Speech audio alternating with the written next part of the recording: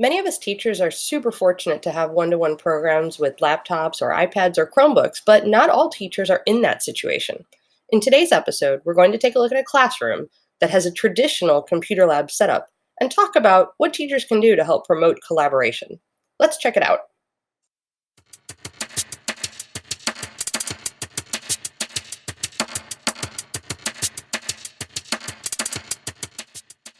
Hi, I'm Rachel Smith, and I teach at Newtown Middle School. I teach a course called Computer Integration for every 7th and 8th grader. And then I also, this year, I'm getting to teach an 8th grade elective, which will meet all year, which is super cool. And that's called Creative Computing. It's kind of more of a computer science sort of course, but the big part of it is like a Genius Hour type project at the end. So what we want to talk about today in working through the design thinking steps, we're going to start with the define, and then we'll go back to empathy and then roll our way through. We are going to be talking about how might we design a classroom space to encourage collaboration. Would that be a good way to define that? Yeah, I think so. What I really want is like collaborative spaces, and I struggle with the classroom setup for that. The classroom is really restrictive. Okay, so why don't we start by just kind of showing us your space and what you have. Oh, sure. Okay, so this is my space. Let's see, I'm going to flip the camera around. And this is my classroom, room B5. And let me open the door. Okay. So as you go in, to the left is the teacher desk with all my cool stickers for Misty on my monitor. And then there's a smart board here, which I only use as a projector because I do not like smart boards. I want a Promethean one, but oh well. And then this is Mrs. Smith's wall of pictures.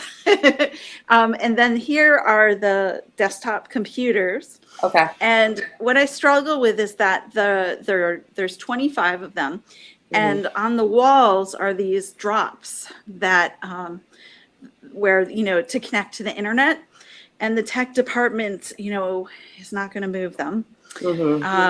I also have some in the middle, 5 computers in the middle, and then there's the printer, and then the last thing I'll show you is this is my supplies for kids, so they can come if they want to do a podcast, they can grab a microphone, or if they want to do robotics, they can grab an Ozobot or something like that. Cool. So that is in general my space. Okay, so what I didn't expect to see was all these like hardwired computer stations. So you guys are not one-to-one, you do not have mobile devices. No, it's a big challenge. Other schools are. I wish we were. I would love laptops or Chromebooks, and I would love flexible seating. Yeah. But this is where we're at. No, I mean, I think that this is an interesting challenge. I think this is a good challenge because I think there are teachers in this situation. I think a lot of times it kind of gets overlooked. So the first thing that I kind of think of is like you don't have the ability to move, but it would be nice to have the ability to maybe even like if students want to work in groups to like share a screen at least. Which makes me think about tools like the web version of Google Jamboard. Is that something you can access so like they could all be whiteboarding and planning at the same time together? I can't do Jamboard. Our district and the state have these tough student data privacy laws. They have not turned it on. I know there are other tools that we can do. Yeah, they won't do that. But I'm sure there are other tools. And another thought I had was like, I have this huge computer, right? So I could get 2 monitors and put the huge computer screen for students to collaborate with. That would be pretty cool. Yeah, because I was thinking if we can't move the actual computers, what could we do with the display? And I almost think like, is there a possibility to do, I'm going to say pods, but layout wise, they might have to be more like tiny rows, like U4 and U4 and U4. Is there a way to get like a monitor or a screen that they can like all see, or they could take turns like casting to or inputs or some kind of switch or something? Because sometimes finding old monitors, like in my classroom, I have a row of desks and there's 5 monitors, and they are like old monitors, like VGA, old technology, and like nobody wants them. So I was like, well, I'll take them. And I bought adapters so that students with their Chromebooks, and this was an idea I got from Bruce, so I have to credit him because he does this in his video production classes. But their Chromebooks, they plug them into a second monitor and then they just extend the screen. So that way they have, because Chromebooks have tiny screen, so for them, they have more space to work. But I was thinking, what if we could utilize that concept? But I don't know. I would probably need help from like my AV media guys to see, is there something like could it be really basic, like a switch that you just, so you know like which one you want to input? Is there wall space to mount the screen like behind the groups? Like I saw you had some bulletin boards. I know that one row is behind the windows. That's a great idea.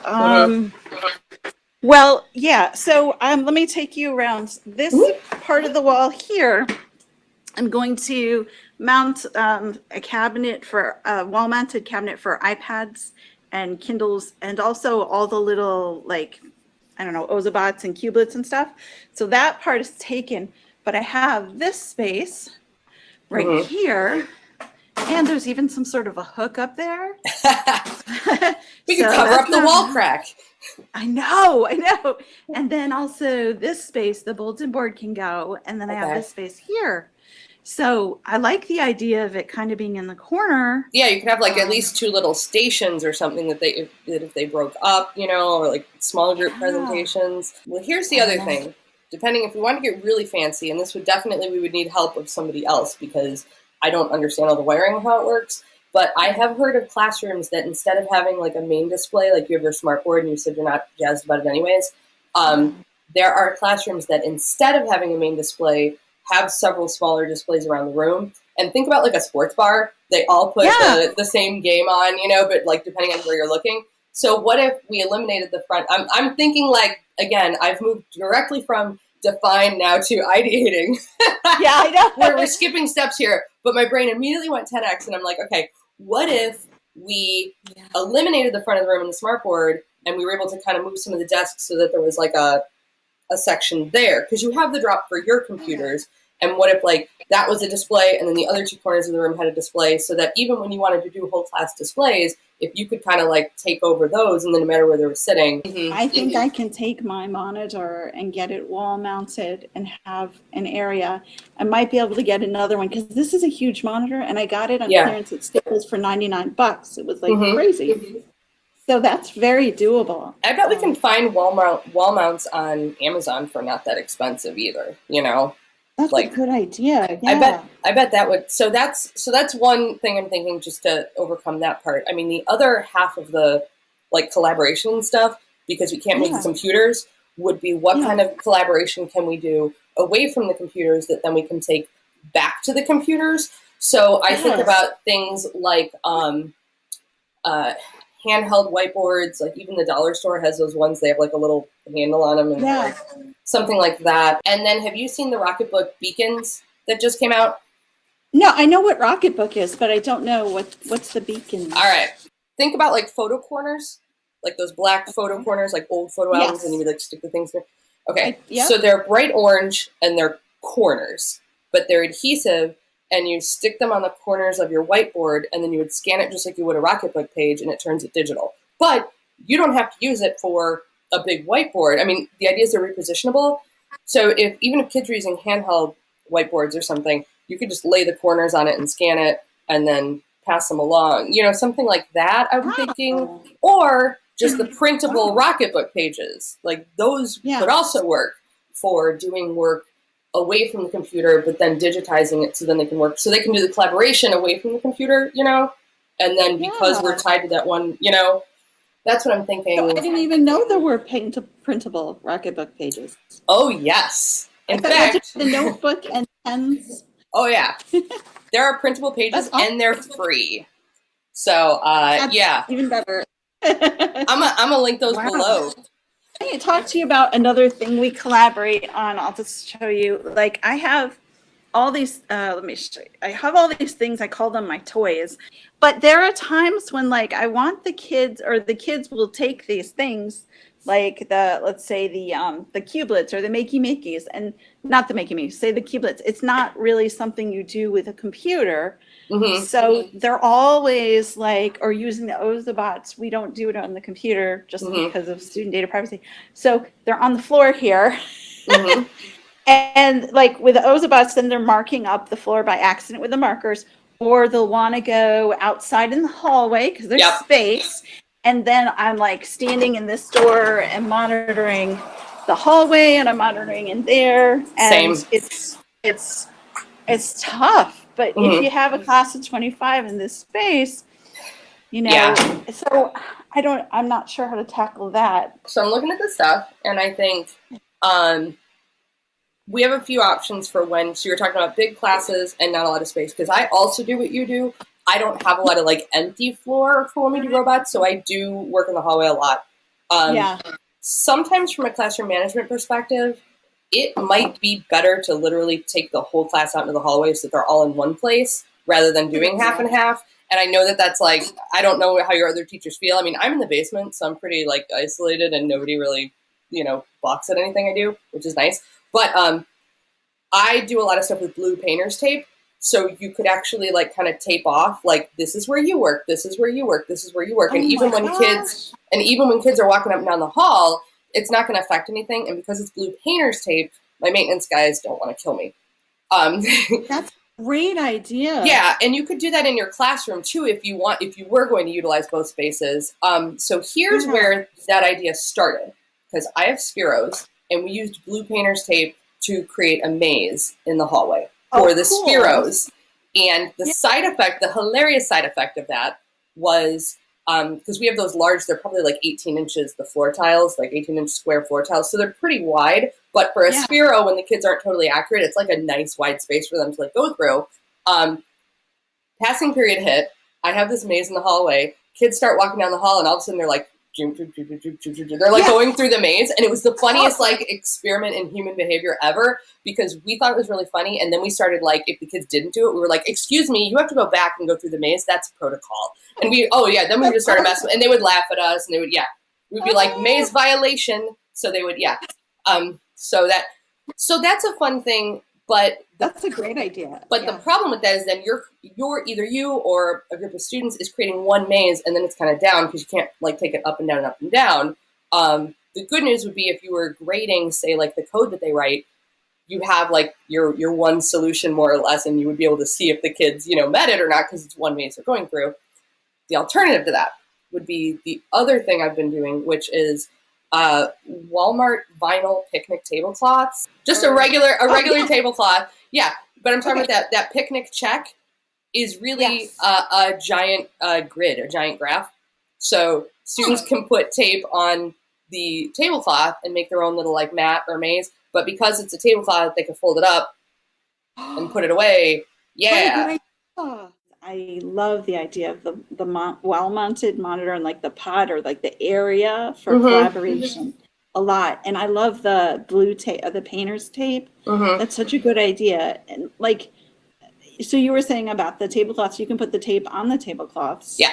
And that's a good idea. I mean, my maintenance staff would be so happy with that. I like that the students can fold them up at the end of the class period, and we stash them away, and that way everybody gets to customize their own maze to solve. Depending on time, they could trade mazes with another group, that sort of thing. I find that I can usually get the tablecloths for about $2 each, which isn't bad because I'm still having to buy like 12 to 14 of them at a time. So I'm thinking the main issue with your classroom is that there isn't a lot that we can move. So how do we make it work, and what areas can we, what areas can we kind of hijack and use? And the hallway for me was like the first place I did have the kids move to. I did, so I had some beanbag chairs, and I had some lap desks.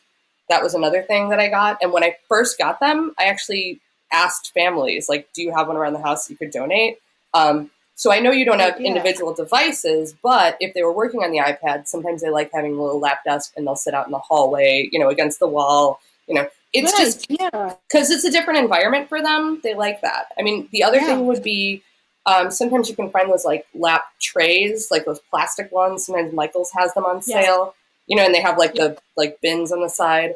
Yep, my I kids, know what you mean. Yeah, my kids don't use them so much. I don't know why, but that's not their favorite. But I see lots of pictures of other teachers and kids that use them successfully. What else do I do? If you can get some milk crates from the cafeteria, I have some chair pads that I bought at Walmart, like $5, and I tied them to the milk crate upside down, so they're like little stools. So you can, like, that kind of thing is easy to move out in the hallway and back. So, I don't have money. I'm all about like, how can I do this with little to no money? So, so those are the kinds of things I did to like start small, and then I wrote some grants. So I have some other like higher, big ticket items, But that was absolutely how I started out. And the beanbags, I literally had them like stacked in the corner of my room. And if kids would go out in the hallway, they would take the beanbag out in the hallway. And the rule was, as long as you're on task and you bring the beanbag back when you're done at the end of class, you can use it. So that was like we even had like little hallway expectations. So it started really, really small like that. Like we had the regular classroom, but when we got to like work time, they were allowed to go out there if they worked. So I'm just thinking, if we use that for the non-computer necessary activities, things that aren't tied to like being at the computer. And that's something I can do. It's doable. Mm-hmm. It's doable. I like it. And I like the idea of doing a poster of hallway expectations as well. Mm-hmm. That's good. Well, and it's a privilege too. So students have to, show that they can handle it, and it's something that if they can't, and you catch them off task, because you have to be able to trust them when they're in both rooms, and if they show that they can't handle it, then they just don't get to do that. Another thing that you could do, and this would harken all the way back to the beginning step, is that when you are designing a space or pretty much doing anything in the classroom, if you're focusing on that empathy step of design thinking, would be to kind of survey the students. And it could be at the beginning, but sometimes at the beginning they don't know what they want. So it could be at the end, and they could be like, hey, what do you wish we had in the room that we didn't? Like, what would you like to be able to do? Or is there something in another teacher's room that you really love, like yoga balls or something that you wish we also had in here? So we have ideas for potentially boosting that empathy step by maybe getting some feedback from students, but we also have a lot of ideas about things we can do right now, with the things we have, the way that things are. So the next step that we come into is kind of the prototyping and the testing. So what usually happens is I would like to kind of leave you to integrate those things that you think would work, and I'd like to revisit this later and then come back and talk to you and say, hey, did any of these things work? What didn't work? Did you have other ideas that we didn't talk about that came up, and that sort of thing. So, so when I go through like the design thinking steps, like we can come up with all these ideas and stuff, but we're not really through it until we get to that like whole prototyping and testing. So that, so we did the first half, but then we'll have to do a revisit and see how things went. Yes. I am going to definitely try some of those things. And, it's just helpful having a different an outside perspective, because, I've been here for like in this classroom for 7 years, and you don't often see solutions, and you go to conferences like ISTE and you see all this fancy furniture and you're like, oh, that's $900. Like forget it. So that's helpful. Thank you so much. Really, your help. This is good. It's great. Oh, good. I was hoping that like that's my whole goal here, is to hopefully give you ideas so that you have something to kind of go off of and move from here. So.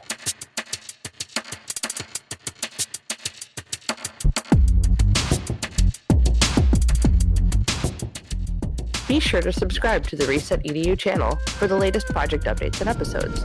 If you're interested in a reset for your own classroom, be sure to fill out the form at bit.ly/ResetEDU. Thank you for watching.